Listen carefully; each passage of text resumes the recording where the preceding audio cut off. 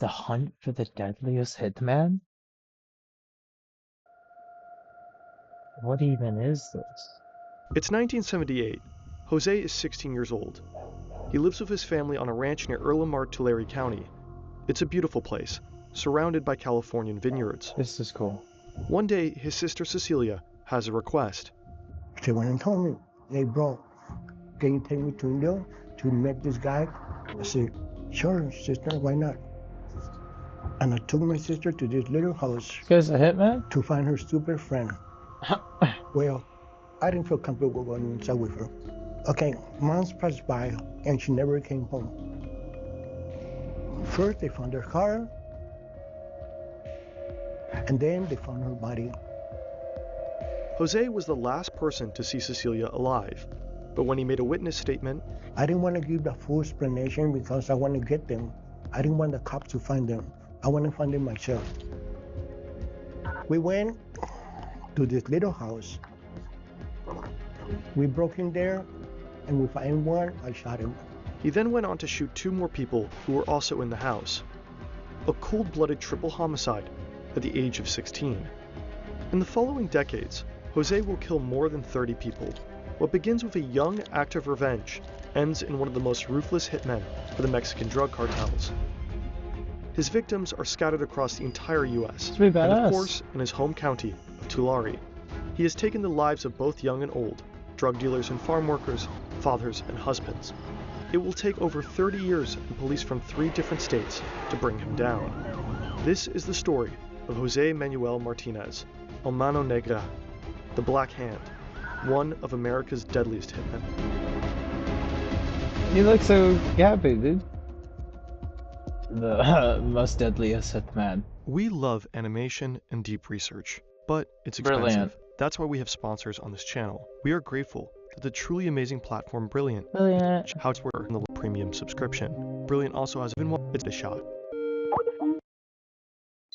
You know, before I ever met him, I talked to a lot of police officers, you know, homicide detectives, murder detectives who had dealt with him. And they all said the same thing, which is when you meet him, he is the most charming person you will ever meet. This is Jessica Garrison, a journalist and author. In 2017, she met Jose in prison for a BuzzFeed News investigation and her book, The Devil's Harvest. I hate rapers. The perspective of his family was that he was the person in the family who always took care of them. If you were in the hospital, he was the person that would come visit you.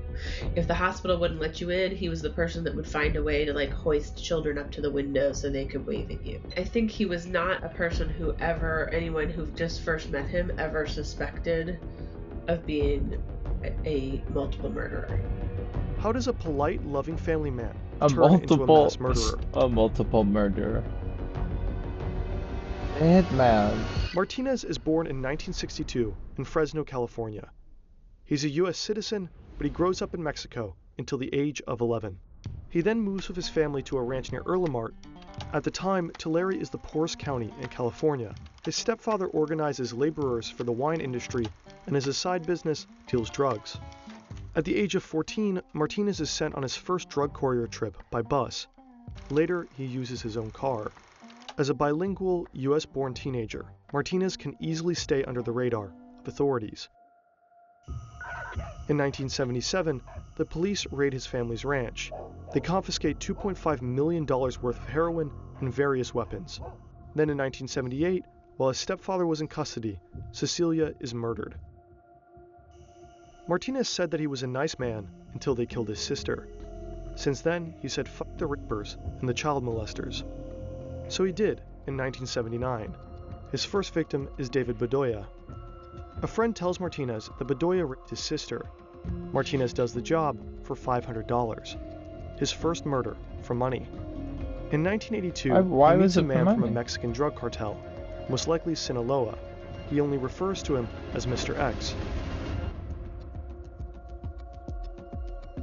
Mr. X was involved in the moving of large amounts of narcotics, drugs from, Mexico through California and to points beyond.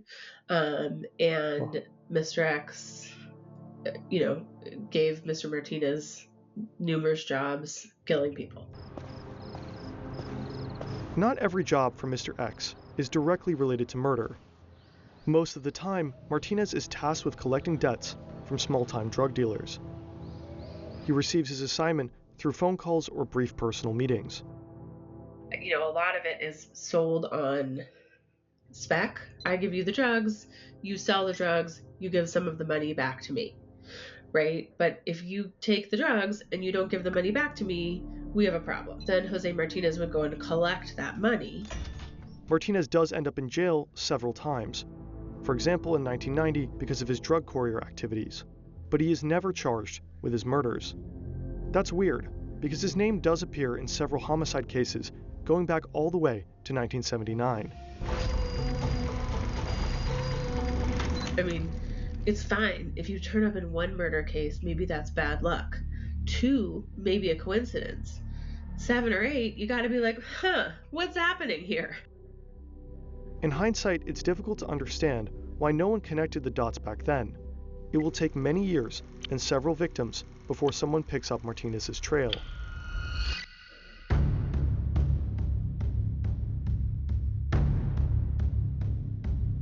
November 2006, Martinez flies to Florida to deal with a 20-year-old named Javier Huerta. Javier is accused of stealing 10 kilograms of cocaine worth around $170,000.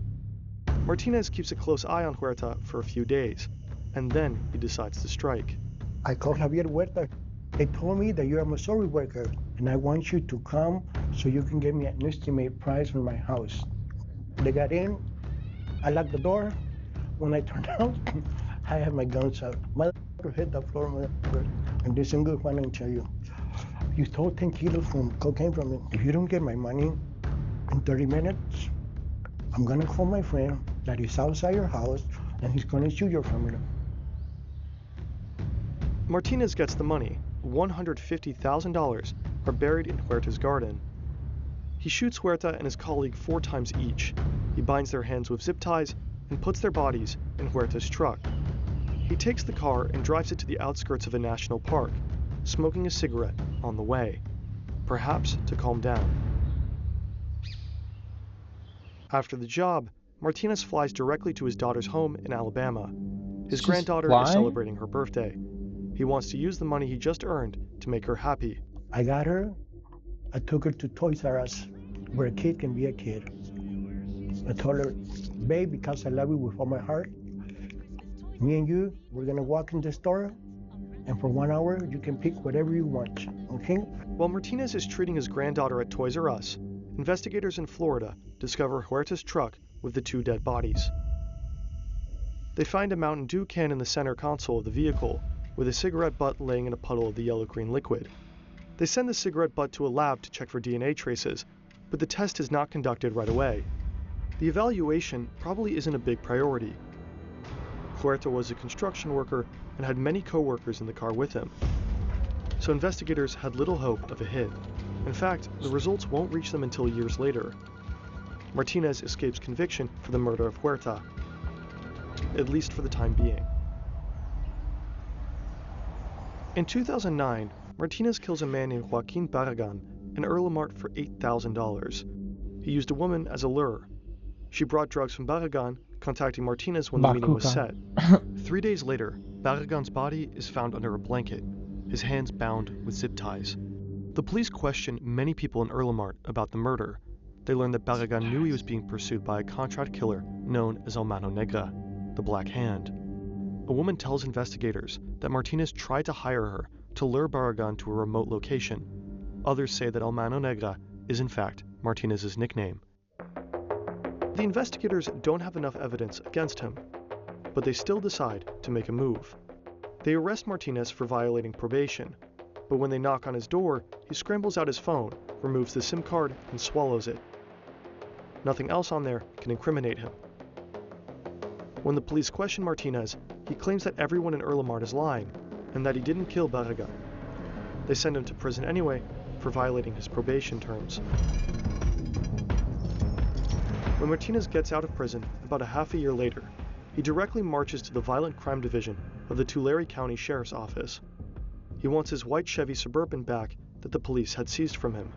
Martinez agrees to answer a few questions from the police in return. He hints that he is a collector for a Mexican drug cartel from Guadalajara, and he also claims to know that Barragan was murdered, not due to debts, but because he was a rat. The investigators are suspicious. They suggest a lie detector test. These aren't technically valid ways of determining a lie, but police will still often use them for investigations. Martinez agrees. He is asked several times if he knows who killed Barragan. Martinez, of course, denies that he killed him. The lie detector's response to Martinez's answers are clear. Deception is indicated. Still, the investigators' hands are tied. Without clear evidence of a confession, they can't pin Martinez down. In the end, the black hand once again slips from their grasp. The cigarette butt is still in the lab. The police in Florida have other cases to handle, and they forgot about those bodies in that trunk. It looks like Martinez can just keep going on forever. But then something happens in Alabama.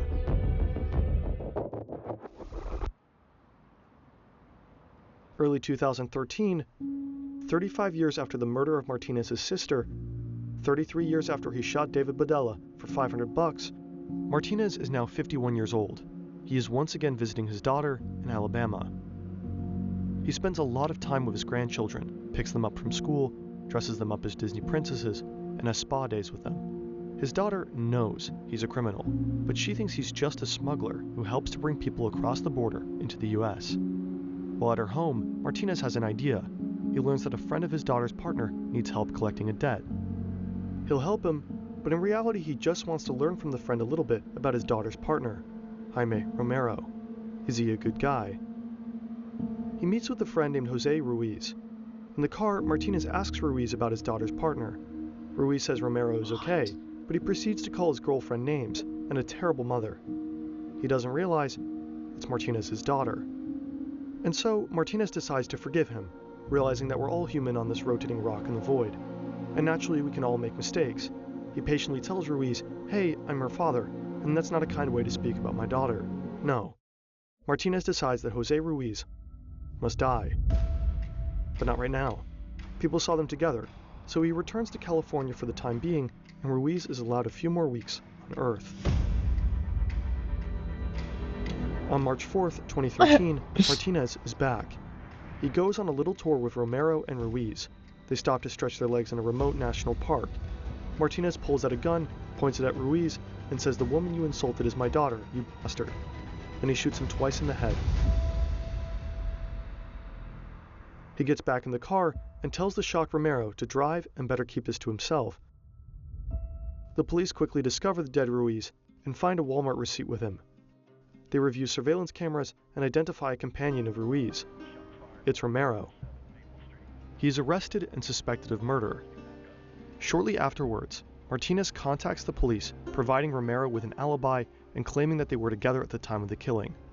But the police do not believe him, and Romero remains in custody.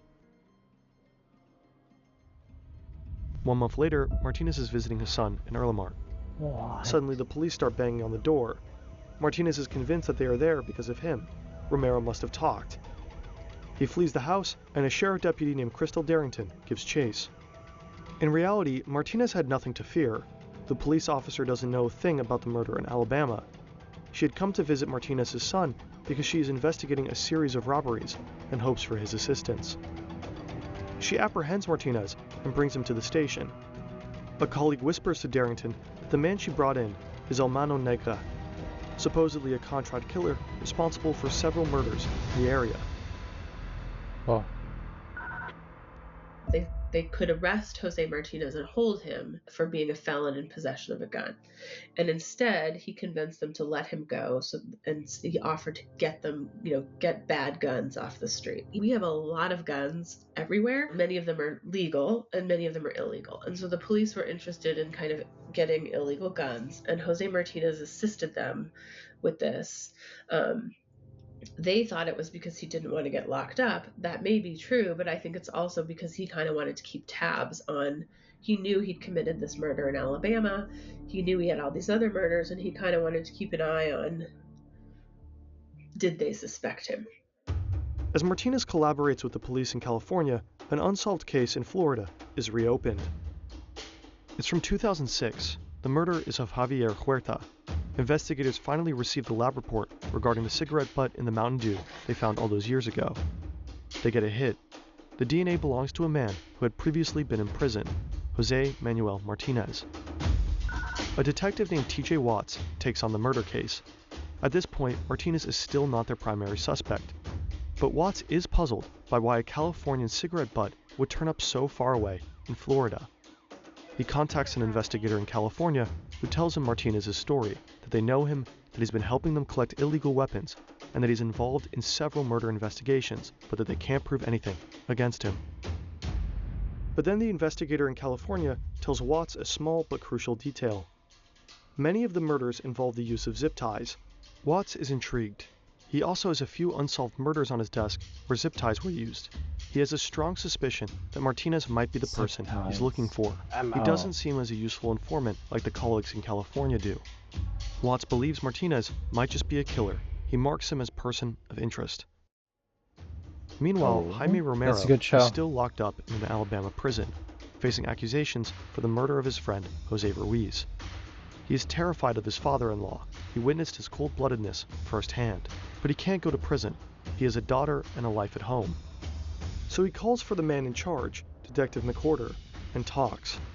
On May 17th, the investigators finally issue an arrest warrant for Martinez on murder charges. When he returns back to the U.S. from a trip to Mexico, Martinez is arrested in Arizona. He learns that there's a warrant out for him for murder. His only question is where the warrant came from.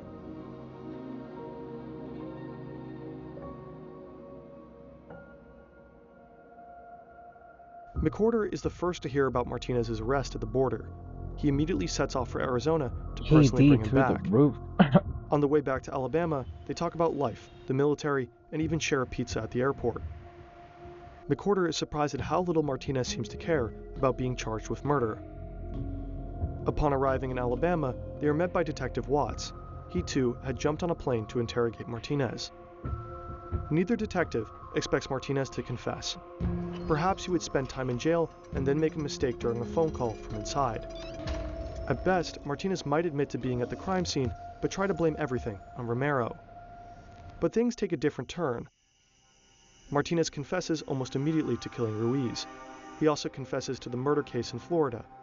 He provides detailed descriptions of the crime scenes, the number of bullets used, and says, "If I hadn't done the job, someone else would have." But it doesn't end there. Martinez then asks for Crystal Darrington, the deputy sheriff from Tulare. When she arrives in Alabama, he drops a bombshell. He's a contract killer and has killed numerous people. He goes on to confess to one murder after another. Shot him in the head. Okay, 22. Took my gun and I shot him inside the car in the leg. I even killed his brother. It was a long list. I mean, Crystal Darrington said that she was just like frantically texting her bosses, like, "Oh my God, another one," and then like I think the next day he's like, "Oh my gosh, I have another one." So it was a shocking list of murderers. He confesses to over 35 murders. Today, it is thought to be over 40. They went back and reinvestigated all of them. Like, they didn't just take his word for it and tried to make sure it was true. And ultimately, they decided that they believed it. Martinez is brought to trial for most, but not all of his murders. Some cases couldn't be resolved. At the time, he even faces the death penalty, which doesn't seem to worry him. I know I'm going to go to electric chair. I can go if I die tomorrow. In the end, Martinez is sentenced to 50 years in prison in Alabama for the murder of Ruiz, life in prison without the possibility of parole in California for 9 murders, and 2 consecutive life sentences in Florida. Martinez certainly didn't make it easy for the police. He left few traces, often there were no concrete pieces of evidence, and as a hitman, there were usually no direct connections between him and his victims. Especially in the 80s and 90s, police in California had a lot of murders to deal with. They had limited resources. But there is also another reason why Martinez wasn't caught for so long. There are other people who would say, well, he didn't try that hard to get it, in part because the people that he was killing were not people that created these giant outcry. I mean, he was generally killing people without very much power. And so I think that was sort of one of the heartbreaking things to me when I started working on this, is that I went and found some of the family members of some of his victims. And many of them said over and over, like, it seems like no one cared that our relative was killed. And so I think that to me was sort of the craziest and most heartbreaking part of this case.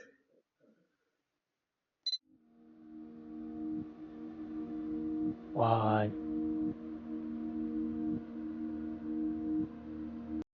Was he just good, or did no one actually care?